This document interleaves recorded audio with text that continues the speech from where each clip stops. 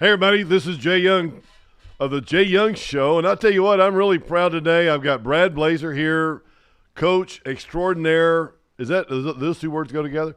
Brad, extraordinary, raising capital, raised over $2 billion, oil and gas, real estate, a lot of different alternative type investments. And Brad, welcome to the show today. Jay, it's great to be here. Those two words, they do go together really, really well. I agree. I definitely agree with you, Brad. You're a great guy. We've known each other for a couple of years now, and I look forward to getting to know you a little bit better, man. You've done an incredible job on accessing capital, just teaching people, what's the best way to, there's a lot of different ways on how to sell deals. But Yeah. you put clients involved with really good deals in the past, and that's what's very, very important. I mean, you don't want to raise money for some bad deal, but let's just talk about your background real quick and just kind of talk about how'd you get here? How'd you get to where you are today? Yeah, well, I mean, it's a great story. Certainly, I didn't wake up one day and say, "Hey, I want to be known around the world as this guy that's raised $2 billion." I was actually planning to study architecture and become an architect, and was going to school UT Austin, and just responded to an ad in the local newspaper one day. This was, of course, way before the advent of the internet, and there was a small little local oil company looking to hire somebody to come on the team and reach out to individual investors, raise capital. So, here I was in my early 20s, went in, and the CEO and founder took a liking to me, said, you're a sharp kid, you're smart, you're cocky, you're intelligent. And so he said, if you can come in between classes and after school, we could teach you a skill, I think, and make you a whole lot of money. I said, great. So here I am now, going in about maybe 12, 15, 20 hours a week, just reaching out to investors. They taught me a system that I largely still use today. And then went to work for a second oil company, Jay, doing exactly the same thing, only to find out that they were just a bunch of crooks. That's a whole nother story. But when I left the company that I was with, after finding out that they were just a bunch of crooks, all the investors turned to me and said, well, geez, Brad, what are you going to do now? I really didn't know, but I saw this huge opportunity. It was kind of like just a door in my life opened up. I had investors. I had the desire to obviously do something big in life. And I just decided at the age of 23, I was going to launch an oil company. Now, here's the funny thing. I had no knowledge of even how to drill a well, never done it. Didn't know the first thing about running a multi-million-dollar business, but what I did know how to do was raise capital. Mm-hmm. And so a little shingle on the door, hired a couple people, obviously brought a team together, CPAs, geologists, securities attorney. And we launched an oil company under the name Third Coast Petroleum, where, my role and the role of a couple others was basically to go out and raise the capital. And so we did that for a little over 12 years, built a nice little mid-sized oil company.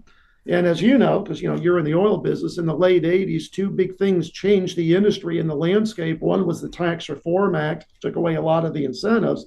And second was energy prices collapsed. Yeah. And so I slowly, over about a year, just dissolved the business. We didn't have to file bankruptcy because we were debt free. And then I made the decision to go back to school and complete my undergraduate education, and came out with a degree in finance. And I was very disillusioned because here I was, extremely successful very early in life, making a great living for myself. And now people wanted to pay me a salary that was comparable to what I used to make in a good month. So I just said, I'm not going to settle for that. Right. And so as I'm consuming my savings, trying to support myself, it finally dawned on me that my primary skill was raising capital. And I said, boy, I bet you there's a lot of businesses out there that would like to hire a guy with my Rolodex and my skill set. And so I entered the financial services industry, Jay, basically as a hired gun, professional capital raiser. We call them wholesalers. And, eventually progressed up to the head of capital markets of some major corporations where, my Rolodex today is family offices, of course, broker dealers, all the people in that industry, RIAs, sovereign wealth funds, institutions like insurance companies, pensions, et cetera. And so, collectively through my efforts and the efforts of some of the teams that I've assembled, we've raised, well north of $2 billion. And when I exited and started my business consulting, the big thing I found from a lot of the business owners was they needed capital and they didn't know how to go out and get it. They would go to a bank and they would be turned down because they didn't have the track record or they had marginal credit. And then they would, not want to go to the SBA. And most people don't realize that there's this whole world out there of investment capital. And so we launched our platform about 5 years ago now, and it's exploded. We're in 28 countries, lost count on the number of people that we actively consult and coach, except for my higher end platforms.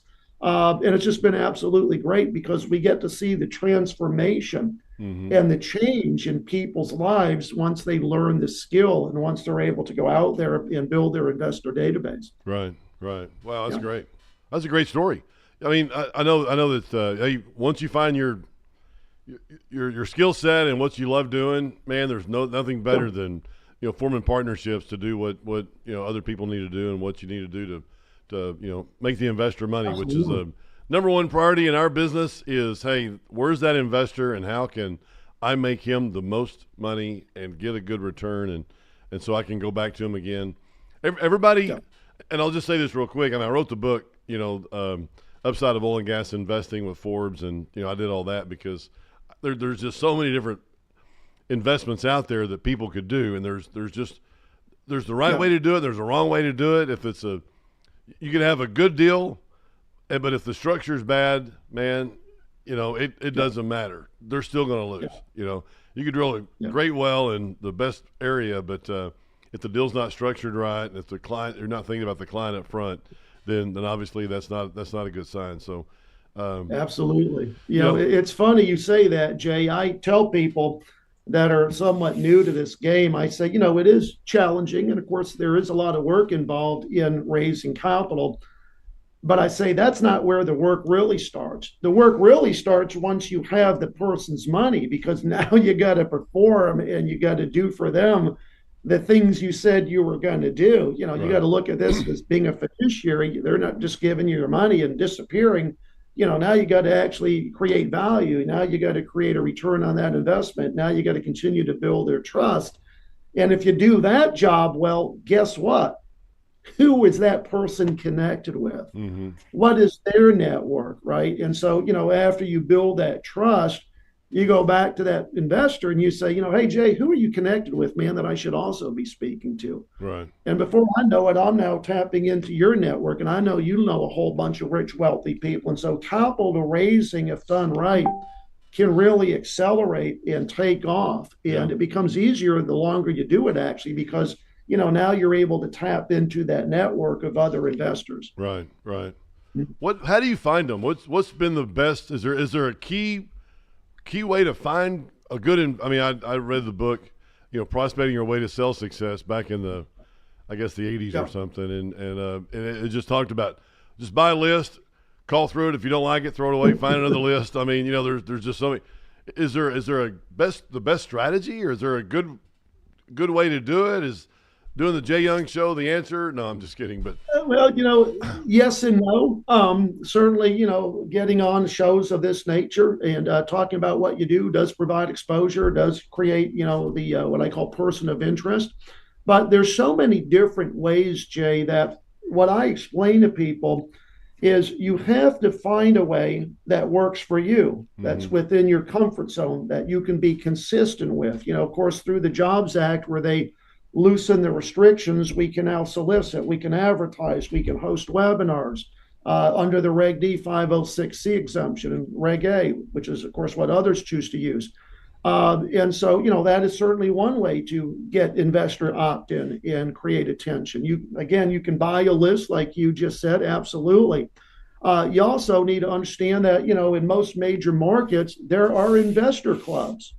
And so if you just do a quick Google, I pretty much guarantee, they're in Dallas probably once a month. There's a group of guys or gals, and they're meeting to talk about the stock market, or maybe they're talking about crypto, or maybe they're talking about real estate.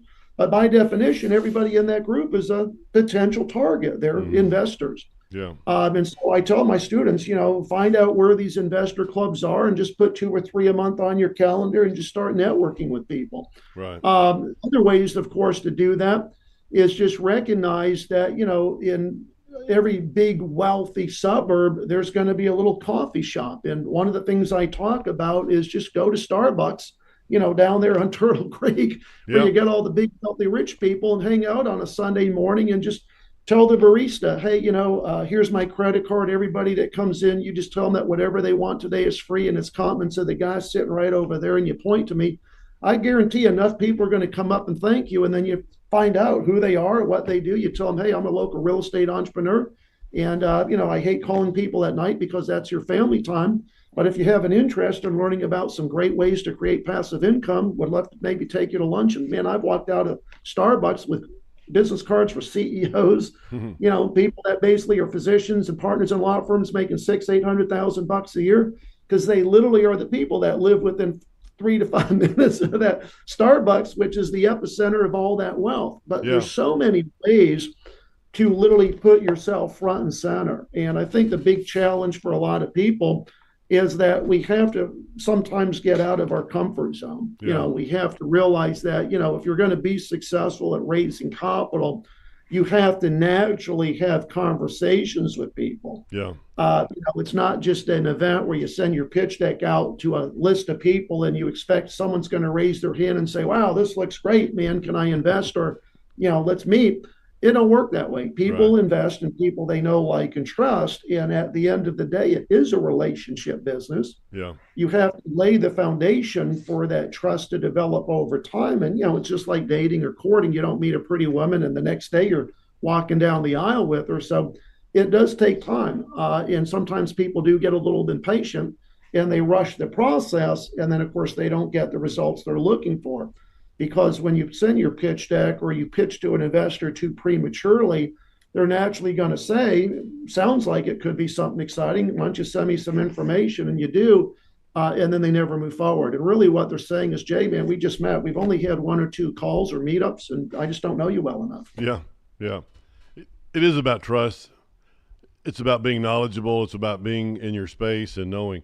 I know that we met, and there was a guy on stage, and I'm trying to think of his name. Crazy guy that he married the Spanx woman.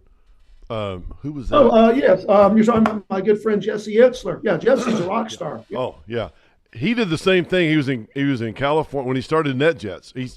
He didn't start NetJets, but I think he sold to NetJets, or he had he had this. He actually he had a jet company that he had started, and I believe he sold it or did something. I think it was Marquis Jets, which is a huge private jet charter company. Right. Yeah, absolutely. And he also did the coconut water company and sold that to Coca-Cola. Jesse's a rock star entrepreneur. And of course, his wife, Sarah Blankley, the founder of Spanx, certainly a celebrity entrepreneur in her own right. Yeah. But he talks about the importance of building relationships and how being able to do that really catapulted him and allowed him to have absolute tremendous success in the businesses that he started. Yeah. Oh, exactly. Yeah. He did the same. I think he was in Southern California, anywhere. Napa Valley. He went and bought everybody loved these different cones or whatever at Starbucks, and he bought them all. And he was just out front. He was out front, and he would hand one to everybody. I mean, it's like, hey, it's a great way to open up a door to somebody that you would never have a conversation with. And will it go anywhere? Who knows? But if you do it enough times, Well, I've done it, and a lot of the people that I've shared this idea have done it, and they swear by it. They're like, man, I'll just go there on a Sunday. I'll, get a Robb report, or I'll sit there with the Wall Street Journal and just, hang out, get a cappuccino. And, when I see someone drive up in a Range Rover or a Bentley or whatever, I just, say, hey, can I treat you to a drink today? And I'm a car enthusiast. I love automobiles. Would just be curious, what do you do for a living? And before you know it, they're having a little chat and you exchange information, and lo and behold, it's going to work all the time. No, but if it just works a small percentage of the time, These are some of the wealthiest people in your community. I mean, Yeah. if you go Yeah. down to Turtle Creek, I know you know where that is. That little Starbucks is in the epicenter of all of that wealth. Yeah. And there are homes and mansions literally within 5 minutes of that are priced at 10, $15 million. Right. Do you know what somebody has to be worth to be living in a $10 million home? Yeah. It ain't 10. More than likely, they're worth 100 or Yeah. 200 million to Yeah. just be able to live in that $10 million residence. So, Yeah. um, that's how I tell people, you want to get in the front door and meet some of the richest, wealthiest families in your community. They're like, well, how are you going to do that? I'm like, you go to the Starbucks. That's where they go to get their lattes and their cappuccinos Yeah. as they go to work every morning. And so you just start treating people and you start being very gracious. Same thing applies to flying first class. I see so many people get on an airplane and they got their earbuds in and they never have a conversation with the person next to them. Mm-hmm. But certainly, if you're flying and you're in first class or you're in business class, more than likely the person next to you is somewhat successful. Right. So strike up the conversation. And if they don't have somebody or don't know somebody, the chances are they know somebody. So our business is a lot about referrals. It's about doing programs like this with people like you that we can, just talk to. And hey, you know what? We're a real deal. We're not gonna. Our deal is not to sell you. Our deal is to put you in a project that makes you money. Let's talk about that real quick. What makes you money? What kind of investments have you seen? I don't want to say the biggest return, or because I don't want to knock on oil and gas because we're obviously in the oil and gas business. But what's been some of the good real estate deals or storage or what kind of money? I guess you've seen different times, but just kind of talk to some of the best investments that you've seen in this industry, and what does that look like? I guess. Yeah, there's different buckets, Jay. There's certainly, real estate. I love real estate for what it is. It's a tangible asset. It's got great tax benefits, generates passive income. I'm a big proponent of passive income because I decided a long time ago I didn't want a job. And so I'm very fortunate that I really don't have to exchange my time for money. Mm-hmm. The other, of course, is just, stock market. If you get lucky and you invest right and you do the due diligence, you can really make a ton of money by investing in winners. And so I'm very selective, do a lot of due diligence, get to know the founders and CEOs. And, looking at a couple of companies that I put some money in that are doing just absolute, really, really cool things. And then, of course, the position that I'm in, where I can tap into a network of business owners and entrepreneurs all over the world that come to me for capital. I can sometimes craft a opportunity where I say, look, I normally charge this. Let's charge a little bit less, but, give me a little sleeve in equity. So I'm vested in your success. And, that's obviously worked out really well. We have some equity in some AI companies and some companies that are doing some pretty cool things in crypto as well. I won't say that, any one investment is, quote, better than another, but I also love investments that are structured with leverage. We took advantage of some strategies a few years ago in the conservation easement space, which I learned about, which is a great way to reduce your taxable income by just basically putting an easement on a piece of real estate, and you can extinguish the rights to extract the minerals like oil and gas, or obviously other minerals like aluminum or whatever. And basically the way the laws are written is you can deduct the depreciated value of the real estate because now it can never be developed to what it would have been developed at had somebody implemented a development proposal. And that difference is huge. And so being able to take advantage of that, where depending on your tax bracket, you get a little over 100% cash on cash return in the first year, just through the tax savings, that's pretty amazing as well when you can do something like that. So, I wouldn't say that there's one that stands out. We've definitely hit some home runs, but I think that your listeners need to realize that, number one, you need to be diversified. A lot of people I talk to, they're like, oh, yeah, I'm very diversified. And I'm like, great, where's all your money in the stock market? And they think they're diversified. I'm like, you just wait to the next bear market and we go in a recession and you're down 20%. Then you'll see that you ain't so diversified. Right. And so one of the things that I discuss when I'm raising capital with investors, because I believe, Jay, that one of the things we sometimes have to do is also educate. I say, Google something called the endowment theory and see how the biggest endowments around the world invest. You'll look at their investment portfolio and it looks like a little bit of a pie chart. And they're investing in equities, they're investing in natural resources, they're investing in private equity, they're investing in real estate. Don't you think that you should do that as well? Because you want your investment portfolio to continue an upward trend like this rather than being like that roller coaster ride. Yeah. And that's why I'm telling you, you probably need a little bit more real estate. And, we educate first, and then, of course, we add value later. Yeah. But that's how I look at my investment portfolio. I got some crypto, I got some equities, I obviously got some real estate, I got exposure to natural resources through some friends in the energy space. And I sleep well at night because I really don't have to worry about my portfolio dropping 15, right, 20, 30%. Yeah. Well, and equities too. I mean, equities does go. I mean, you can be diversified in stocks, but the stock market goes up or down, just like everything else. It's not like exactly. All of a sudden if you go ahead. Even real estate investment trusts. People think, I'm going to buy real estate in a REIT. Okay, and so you own Starwood or you own a couple of other REITs that trade on the market, and the market pulls back. Those stocks are heavily correlated. Yeah. More than likely, even though it's real estate, they're going to drop because they're heavily correlated to the broader market.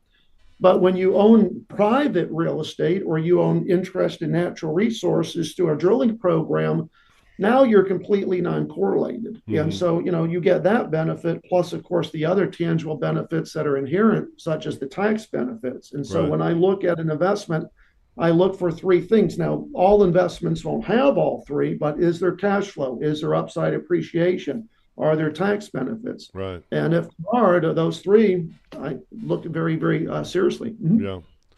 Oh, that's good. I mean, that's really good. I mean, it's you got to look at everything, but you also have to look at what's going to happen in the market with it, gold and silver, Bitcoin, real estate, storage. There's different investments in real estate. If you've been in apartments, 2, 3, 4 years, if you just got into apartments, or if you had some apartments, it's like commercial real estate. A lot of my friends are saying that, they're into some really great deals and great credit with their commercial buildings, but that note's coming due. And when it comes due, it was at 2, 3, 4%. Well, it's going to come due, and you can't get anything between 7, 8, 9%.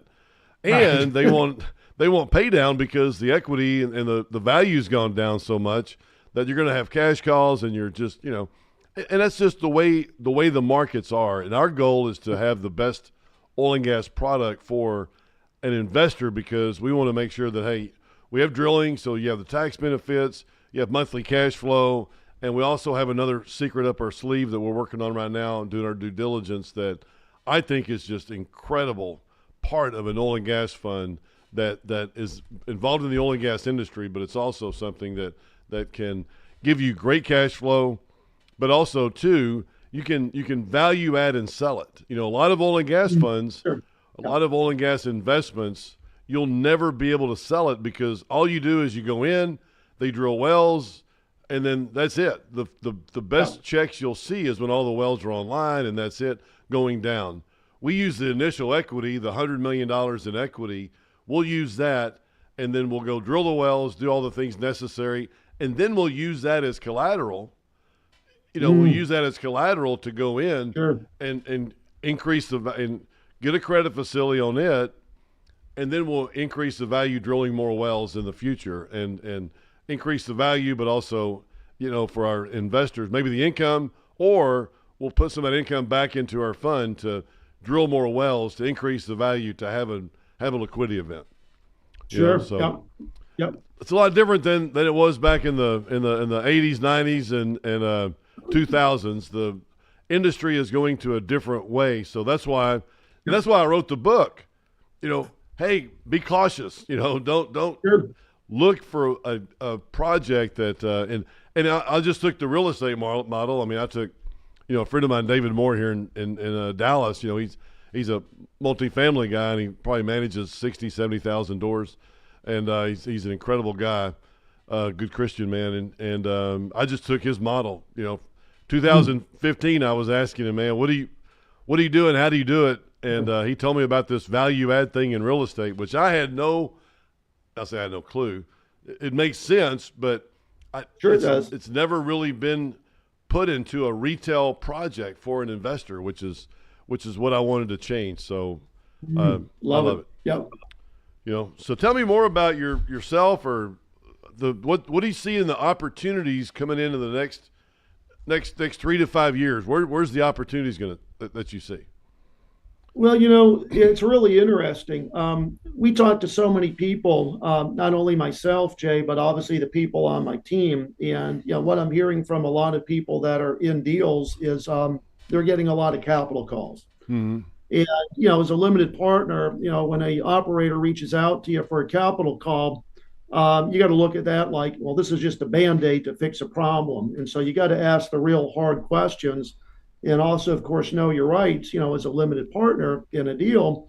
But I think that looking out over the next 3 to 5 years, if you have the ability to raise capital, the world's going to be your oyster. I think that we're going to see a lot of great opportunities out there. I think that there certainly are some great opportunities in the AI space, and using AI, obviously, to do certain things in business. And I'm really, really very bullish on, the direction we're headed, obviously, under the new presidency. As he says, drill, drill, drill, baby. Mm-hmm. So I think the energy space is going to do well. I think that the real estate space is certainly going to do well. And it's really just, again, it's about, being selective and being opportunistic. We have a real estate fund. And so, my partner and I, we do what you do. We go out and attract and raise capital from individuals. And we look at cash flowing multi-tenant properties. We love multifamily, but we also love the self-storage space for the simplicity and the ease of what that delivers. Mm-hmm. And we like other sectors where you have multiple streams of income, like mixed use. But, when I look out, the next couple of years, what I really see is opportunity. And I see basically certain industries really just evolving and doing, much, much better. I'm talking to a guy actually here in Houston that's backed by a big family office. And he is one of the largest developers of very, very high-end modular homes. And when I say modular homes, I'm not talking about the type of modular homes that most people are thinking of. I'm talking about beautiful master plan communities with clubhouse and amenities, and they take care of everything for you. But they're able to build a home literally much faster than most builders, and they're able to do it at a significant fraction of the cost. And so this solves a huge problem just in the housing industry. And so we're looking to put some capital to work in that space as well. But, you also have to look at certain industries that are tied to the changes in population, right? We all know, baby boomer wave and what that does for certain sectors of the economy as well. But overall, I'm just real bullish. I'm investing, and we're raising capital. And, much like any prudent investor, you definitely have to do your due diligence, really get to know the operator that you're partnering with, or get to know the team that you're investing with. And so I always tell people that are in our community, do some real due diligence, ask those hard questions, because if you don't, it'd be very costly for obvious reasons. Yeah. What are some of the best questions that you would say? Give me 2-3 questions that people have asked you that you're glad that they ask you. Because, a lot of times you wish they'd ask you because they don't come back to the phone, or with caller ID now, it's like you can't get a hold of them and ask them. But what is it that you wish that they would ask you, or what do you kind of tell them up front about what do you wish they'd ask you?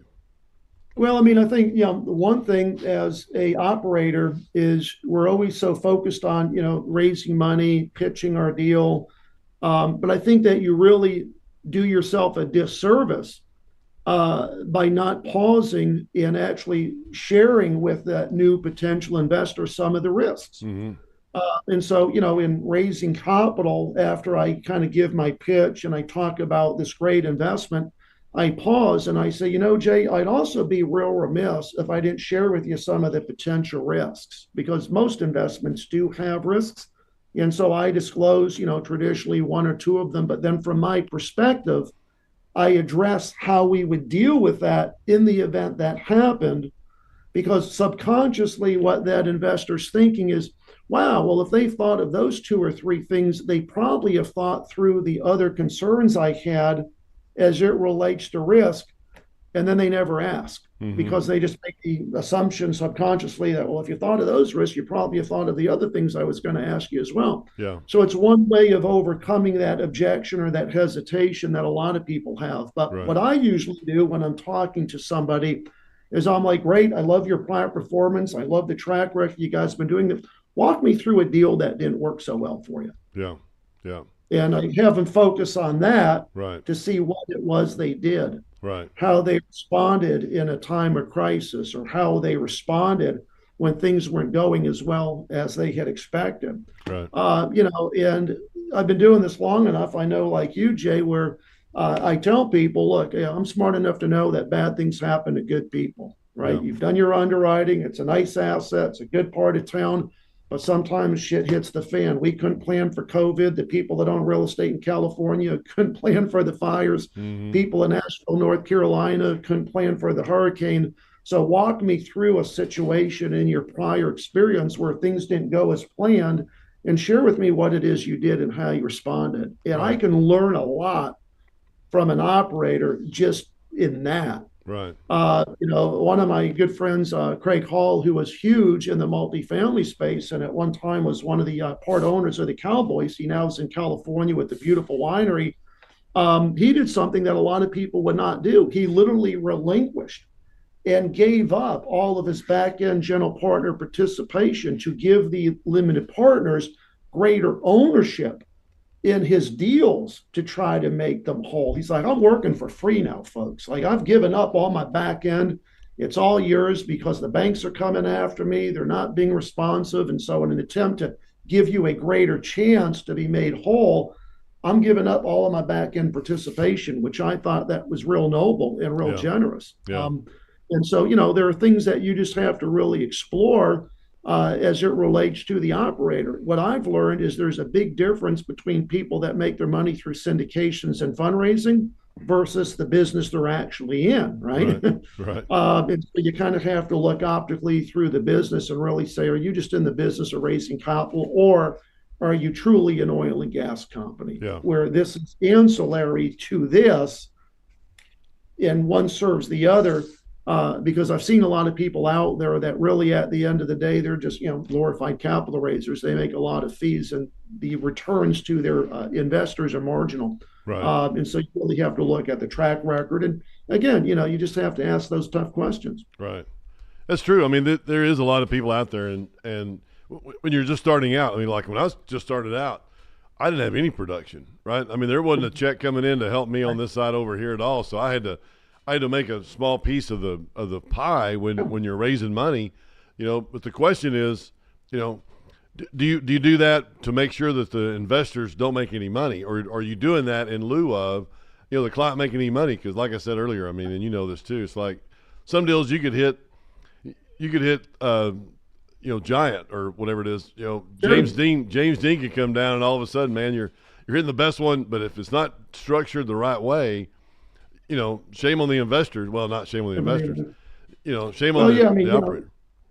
I know a lot of people, obviously, in the broker dealer and in the professional financial services space. Unfortunately, the little investor, most individual investors don't have access to third party due diligence. It'd be great if they did. Most don't even know it exists.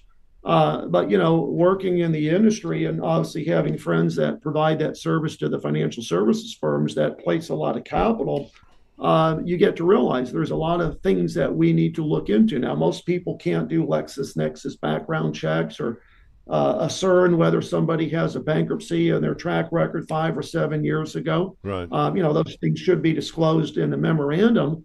But a lot of times they're not, and so you just really have to probe. And obviously now with the advent of the internet, you can Google and get a lot of good information to see if they're a bad actor or they're not telling you something that might be public record. But don't just take everything that you hear at face value, folks. Take it in, but then obviously inspect what you're told and verify, because, the last thing anybody wants to do is invest 50, 100 or more and then obviously not see the return on that as expected. And, that can be really, really costly to your future. And more importantly, obviously, to your retirement. Yeah, that's true. Yeah. Very true. I mean, and there's a lot of shysters out there. I mean, there's a lot of people out there that all they care about is making that buck up front. And, we all have so many stories like that. We don't want to talk about it anymore. It's like we could sit here and that's it. We got a cutoff here in a few minutes or 10 minutes or 15, whatever. And it's like, man, we could talk about all the bad, but let's not talk about that. Let's talk about the good things. I mean, so is there anything else that you're seeing in the industry, or you're raising a fund right now? And I guess they can go to the website or go to Brad Blazar, and they can find out more about the real estate fund that you're doing. Is it only in? You said you're going to do something about developing real estate development. Is there more to it than just real estate development, or what are you raising money for right now? Yeah, so it's real estate related. We are basically raising money for real estate opportunities. Not that we're solely focused on multifamily, or we're not solely focused on storage. I like to give myself latitude as a sponsor so that when I see opportunities that come my way, I can take advantage of them if I feel they're going to be a benefit to the investor pool that we've curated. Mm-hmm. But in my community, with the people that I coach, actively consult, we have just people doing all kinds of stuff. A lot of people look at me as a, quote, capital raising guru expert, and they think, oh, everybody he teaches has to be in real estate like some of the others out there. No, not at all. We have people that are raising money for Broadway shows, major motion pictures. I got people that are raising money to take a physical product they've launched all the way through the prototype and distribution. Mm-hmm. Obviously, we got people in real estate. We got people in natural resources. We got people that are in artificial intelligence, people that are in crypto. So, we have people that are raising capital and or launching funds for just all kinds of stuff. But it all comes down to really following a proven blueprint and a proven system, and how we raise the capital, how we approach investors, how we communicate to investors to build the trust. Mm-hmm. And so by providing that blueprint and providing the framework, we can bring certainty to the outcome, i.e. you do these things, you have a good story, you get some good marketing materials, and you obviously are familiar with the regulatory environment that we have to operate within. You can be a very successful capital raiser and actually, make this dream that you have of doing something bigger in life come true. I think it really is just very challenging for a lot of people, because my belief is most people in the world, not everybody, but most, have something inside them where there is a dream or a desire to have a seat at the big kids table, to be doing something bigger. And what I've come to realize is it's not necessarily the fear that holds them back from pursuing that. It's just the fact, in reality, they don't have the money. Yeah. Like, I was talking to a guy a couple of weeks ago, wants to open a restaurant. I'm like, well, what's holding you back? He's like, I don't have the capital. I've been turned down by the bank. And I'm like, well, don't you realize there's plenty of investors out there that invest in real estate and invest in restaurants? He's like, I never thought of that. So, he's a client. How do I find them? Yeah, exactly. Good. That people let their dreams expire and fall by the wayside. And, one of the guys that I have loved reading his books and just getting to know, Tim Grover, who was the personal coach to guys like Michael Jordan and Kobe Bryant, he said, you think the price to pay for success is huge? You wait till you get the bill for regret. Yeah. And that hit me hard, man. That really hit me. And it really inspired me to do a lot more, because I don't want to be that old 80-year-old guy looking back and saying, man, I had all these opportunities in my lifetime. I woulda, shoulda, coulda. Now I'm just sitting here basically with a very meager existence when I could have amassed a fortune and taken care of my family. Get out there, guys. This is the United States of America. Mm-hmm. This is like known globally around the world as the land of opportunity. And it's really unfortunate that when I look at the mix of people that really make it in our country, it ain't the people that are born here. It's the immigrants, because they come here literally with nothing. Yeah. And they see the opportunity to do something big. And then they do. Yeah. And, that's why a lot of the more affluent, wealthier people, we're not born here. They came here, or their families came here as immigrants, and then boom, they get in real estate or they get into business and they do something just absolutely big. One of my good friends, Medina, came from India, literally nothing, got into the tech space, now owns a technology company where the US government is a client. He's got 500 employees on that payroll. Hmm. And then he diversified into real estate. Now his real estate company has about 500 million in its portfolio, with obviously thousands of rental units. And he just Wow. bought 500 acres out in Arizona, 500 acres in Arizona. Hmm. So, this guy basically came as an immigrant, and look at what he's been able Yeah. to create in a couple of years. Yeah. No, that's great. I agree. I agree wholeheartedly. I mean, it's like we want to go into different channels, and I'm like, man, if we don't go in there, I'm going to be mad because I didn't, and I'm like, Yeah. wow. Hey, so let me ask you this. I got two really big questions. Yeah. But the first one is, I don't know if you raise money right now for oil and gas or an oil and gas company, but if you did, what would you look at? If you're looking at me and going, all right, let's look at King Operating, what would you look at more than others, or what would be attracted to you and your investors? Well, I mean, there's two deals that I always look at. One, of course, is just your typical drilling program. I mean, I'm a big believer, obviously, in the future of natural resources. So, your typical drilling program. I love, obviously, platforms that are more mineral based, where they're just buying their minerals. There's a really good company out in Midland, Odessa that we've got to know called Montego. And, these guys are not drillers, they buy their minerals. Mm-hmm. And another huge opportunity, and one of my good friends actually became a billionaire doing this, is creating distribution in fields that don't currently have it for natural gas. I mean, as you know, drilling for oil, big byproduct of that is natural gas. In many fields that we operate in, we don't have direct distribution. And so, usually the gas is flared. And so what my friend did, Kenneth Hirsch with NGP, he started putting distribution in fields all across the country, and obviously became a billionaire in doing that. So there are other companies out there much smaller that are also doing that. And I think that with pricing of natural gas and just looking at what he was able to build, that's another space within energy that I'm also very, very attracted to. Mm-hmm. And so really it's those three things. I mean, let's face it, I understand the whole EV and the whole Tesla and Rivian, but energy is going to be with us forever, folks. It's not just here in the United States. You look globally around the world, oil is needed globally as a natural resource. Yeah. And so it's never going to disappear. It's never going to go away. We use it to heat our homes. We use it as a fuel. It's also used in the manufacturing of other things like tires and plastics, et cetera. And so, as an investor, man, you just got to look at the energy space and just invest. Yeah. But I would continue, just doing what you're doing now, raising capital and going out and obviously, drilling and exploring.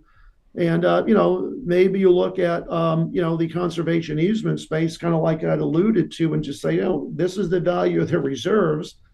If we don't drill, we get a huge tax deduction for not extracting the minerals. And, that's just another opportunity that I really love because of the tremendous ability to reduce your taxes, not through a shelter or a loophole, Mm-hmm. but actually through an act of Congress. Conservation and easement law is actually congressional law. It was passed in the 60s. So it's something that really is very challenging for the IRS to dispute. They can certainly challenge the amount of the write-off, but they can't say or accuse that you're doing anything improper or illegal because it's actually available through a congressional act. Right. Right. Okay. Yeah. Well, interesting. Well, I appreciate that. That's really good. Hey, so my last question is, well, I got two more. I'll end with Jordan's. Jordan Soto, my Yeah. normal co-host. She always asks the 18-year-old question. I'll leave that one for last. But you and I'm sorry Jordan couldn't be here today. She was with me yesterday at NAPE, and she has a real job. You left her behind. You left her there. Yeah. I didn't leave her in Houston, but that's where she lives. But anyway,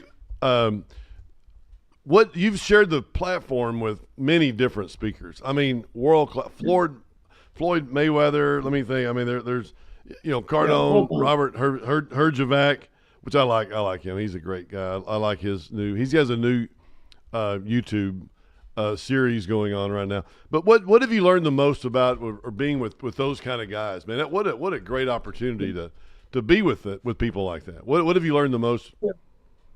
So here's a lesson I learned from Floyd Mayweather. As people, just as humans, the way that we are wired, the way our brain works, we always back away from anything that is fearful, anything that is scary, because our brain is designed to do one thing, and that is to keep us alive. And so what Floyd said is, he said, never listen to the white noise. You'll literally talk yourself right out of some of the biggest, greatest opportunities that lie in front of you. Yeah. And so really, I took that to heart, because over the course of my career, I reflected. I'm like, man, I've been thinking about this for a while, and I haven't done it. Or I've been thinking about doing this, and I haven't done it. And so, hearing him say that, and then hearing others like John Maxwell or, Kevin Harrington say, the word fear has 4 letters, FEAR, and what they stand for is false evidence that appears real. It ain't real. It's just your limiting beliefs talking yourself out of what could be the biggest opportunity. So really what I've learned is I just don't listen to the white noise. I just tune it out. I don't give a shit what my haters and my naysayers are saying or thinking. I just commit and take action. Wow. And so that's really the big thing for me as a business owner is if I think of doing something, I'm doing it. I don't care what other people say. I don't listen to the noise and the naysayers and even my own mind that I know is playing tricks on me. And so that was one big lesson is just, your mind is wired to emotionally back away from anything that you perceive as having any risk associated to it. And so that's why a lot of people that want to do big things never do them, is they talk themselves right out of them. Oh, yeah. Yeah. The second, I think also, is understanding that your network is your net worth. We tend to gravitate and become somewhat very similar to the 5 to 7 people that we spend the majority of our time with. And so, it's really asking the right question. I find that so many people that have a desire or need to do something will go to the internet and they'll Google, how do I do this? How do I invest in real estate? Or how do I do this? And the question you should be asking everybody is not how you do it, it's who has already done it that can give you the blueprint. Right. There's somebody out there that more than likely has the knowledge and the skills that's already done what it is you want to do. And so the question is, who can I connect with? Right. That I can get as an advisor, as a coach or a mentor, which is the reason, of course, that our industry and the people out there that have scaled and climbed the ladder of success are now teaching other people how to have equal success in their lives. And it's so funny, people say, oh, you raised $2 billion. Why are you doing this? I don't need to be doing this shit. And Tony Robbins certainly doesn't have to be running his platform, and Grant Cardone doesn't have to be doing what he's doing, bringing hundreds of people in, obviously running a successful business off of that.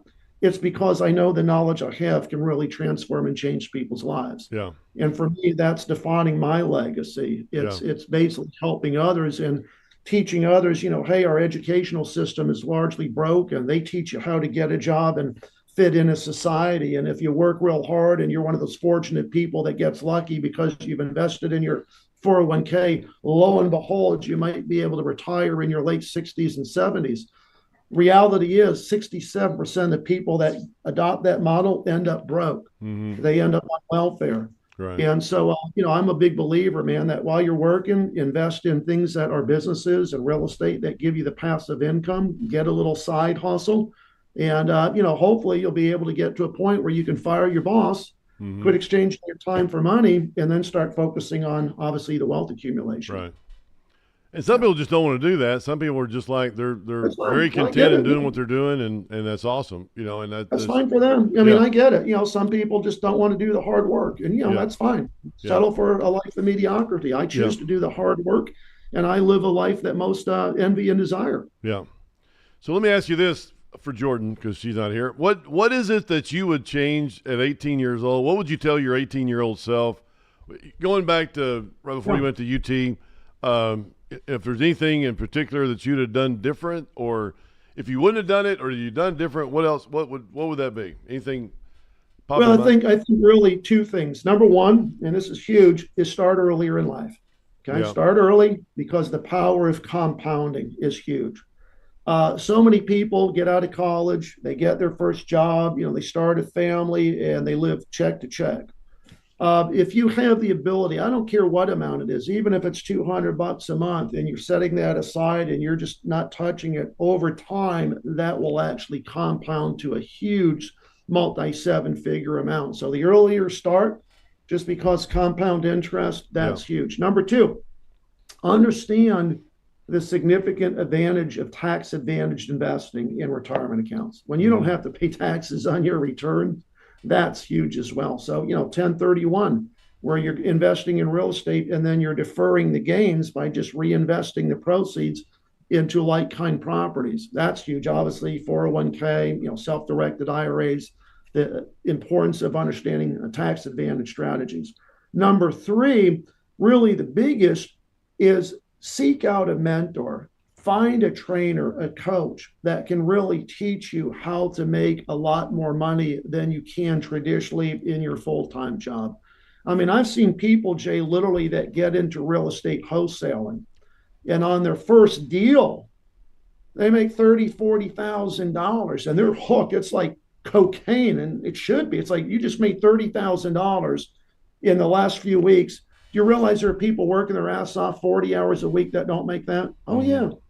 So go out and do two or three more. I mean, I get guys that are literally, I got a friend that literally in the first month this year made $600,000 in the first month, just real estate wholesaling, flipping houses. Wow. So imagine that. I was at a conference about 2 years ago where the host and organizer called on a kid in the audience. He said, "Where's Abbas?" This little kid stood up. He was 28 years old. He said, "Abbas, how much real estate do you have with your investors?" He said, "About $140 million in real estate." Wow. 28-year-old kid. I'm like, holy crap. They don't teach this shit in school, Jay. No. But this kid, when he graduated from college, hired a real estate coach.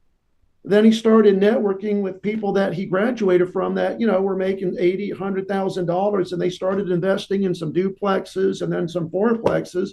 And now the kid's not even yet 30. He's got $140 million AUM in a small real estate company. Wow. So it's all about getting knowledge. But again, knowledge is nothing without action. Yeah. You can be a great student and learn a lot, but without any action, you're never going to be able to take that knowledge and do something big with it. So, Yeah. it gets back to what you said. Some people just don't want to take the action. They don't want to do the work. Right. That's their choice. Yeah. No, it's true. I mean, you have to have it's like I think about Mark Zuckerberg and guys like that just, they had the investment vehicle, and then they had the go-to or but that also it's like they had somebody mentor them that came out and said, "Hey, you know what? This is what you need to do." I mean, when Zuckerberg figured out in college that, hey, you know what, this thing, this Facebook or whatever he called it back then, could be the biggest whatever, then he had to go to somebody and ask questions, and that person put him in the right platform to, obviously, he's worth $100 billion or whatever it is today, but that vehicle right there, that one vehicle, but it was because he started early. Mm-hmm. He probably didn't go out and hang out at the bars, all weekend and hang out at bars every night, and just go to work 3 or 4 hours a day where you're mentally incapacitated or whatever the case may be. And just took it upon himself to put it together, figure it out. And then all of a sudden you have the vehicle, you have the right tools, to be able to go forward. So, man, that's great. What a great podcast, man. I'll tell you what, Brad, you're an incredible guy. You've had a lot of great success, but not only that, you're also helping other people. So, man, that's the greatest gift that you can give anybody is really helping other people, get what they want. I mean, I'm a big Zig Ziglar. Been listening to him since the '80s. Oh yeah, maybe the '70s. But anyway, early '80s when I was selling fire alarms door to door in West Texas in the summertime. But Zig says, hey, you can get anything in life you want if you'll just help enough other people get what they want. Absolutely. Giving back. That's what I see you doing. You're doing a great job in mentoring other people and making sure the investor. I know we talked about, we have mutual friends with, the Mick Law people, and you know them very well, and I do too. And it's, man, they do third-party due diligence on people to make sure that, hey, you know what?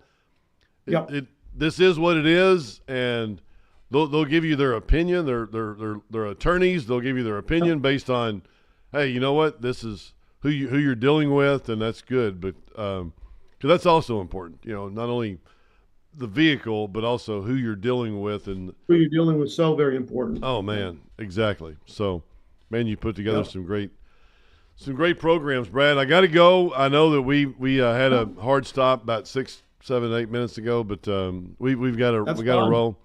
And but I wanted you to be back on the show. But most importantly, man, I want to stay connected. We haven't touched base or talked to each other in a while. I know you're in Houston.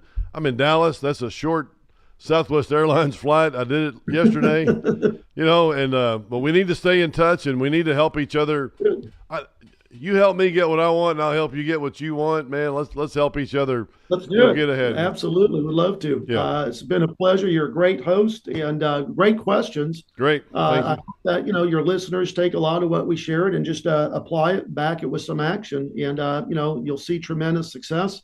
It's really amazing. If you just take action and show up every day, you're literally ahead of 97% of the population out there just sitting back doing nothing. So, just get the knowledge, read the books, listen to the podcasts like the Jay Young Show, and then just go out there and commit yourself to doing something bigger in life. As I like to say, we all want a seat at the big kids' table, but not everybody can sit there. Yeah, that's true.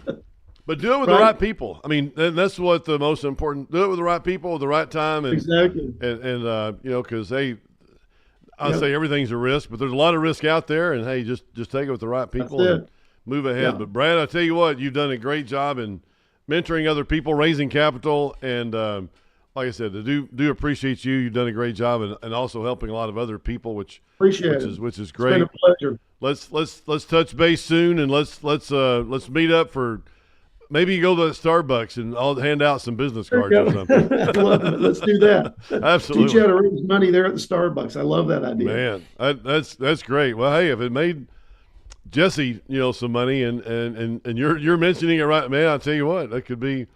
Do it. I love it. Yeah, absolutely. Instead of me sitting at home drinking my black coffee, I need to be sitting at a Starbucks. But anyway, Brad, thank you very much. Friend. Appreciate it. Let's touch base soon.